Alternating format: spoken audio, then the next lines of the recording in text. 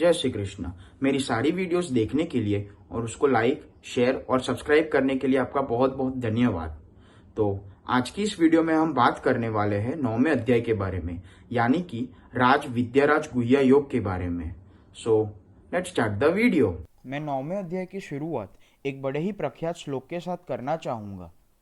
महात्मानस्तु मा पार्था देवी प्रकृतिमाश्रिता भजनत्यनन्य मनसो ज्ञात्वा भूतादिमव्ययम।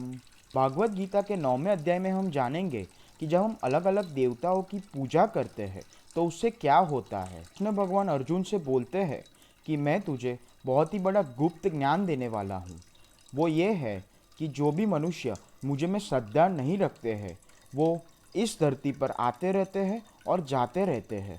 मैं ही इस संसार को बार बार बनाता हूँ और मैं ही मनुष्य को उनके कर्म के अनुसार फल देता हूँ। लेकिन मुझे मेरा काम का मोह और अहंकार नहीं है। मैं ये कर्म करते हुए भी इस कर्म के बंधन में नहीं बनता हूँ। कुछ करके भी मैं ये नहीं मानता हूँ कि मैं कुछ करता हूँ। मेरी श्रद्धा न करने वाले मूर्ख लोग और जो बुरा काम करते हैं वही इस मायाजाल में फंस जाते हैं। जो लोग मेरी श्रद्धा और पूजा करते हैं उन लोगों को मृत्यु के बाद स्वर्ग प्राप्ति होती है। लेकिन ये सुख तब तक ही चलते हैं जब तक उनके मानव जीवन के पुण्य खत्म नहीं हो जाते। जब उनके पुण्य खत्म हो जाते हैं तब उनको वापस इस धरती पर जन्म लेना पड़ता है। लेकिन जो मुझ में यानी कि परमेश्वर को मानकर अपना कर्म फल त्याग कर निरंतर मुझे प्रेम करते हैं, मैं उनकी केवल ना ही सभी इच्छाएं पूरी करता हूँ लेकिन उनको मेरा एक भाग बना लेता हूँ, मेरी शरण में रखता हूँ। जो देवताओं की पूजा करता है उनको देवताओं के पास, जो पितरुओं की पूजा करता है उनको पितरुओं के पास, राक्षसों को राक्षसों के पास, और जो मेरी पूजा करता है वो मेरे शरण में आता है। देवताओं, पितरुओं और राक्षसों का ज्ञान सीमित होता है, इसलिए उनको फिर से इस धरती पर जन्म लेने आना पड़ता है। इसलिए हे अर्जुन, तू कोई भी दान करे, कर्म करे तो मुझको ही याद करके करना, इसलिए तू मुझ में ही समा जाएगा। मेरे लिए प्रिय और अप्रिय सब सम्मान है।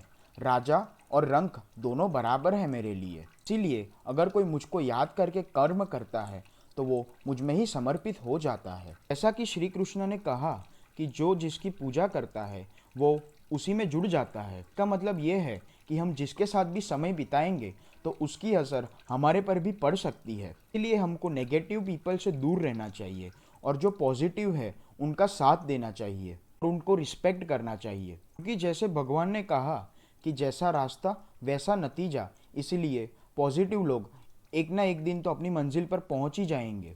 तो हमको ये सीखने को मिलता है भागवत गीता के 9वें अध्याय में से। अगर जो ये वीडियो आपको पसंद आया हो तो लाइक करो, शेयर करो और सब्सक्राइब करना मत भूलना। और हाँ, कमेंट करो कि आपको कौन सा पार्ट पसंद आया और क्या सीखने को मिला। जय श्री कृष्ण।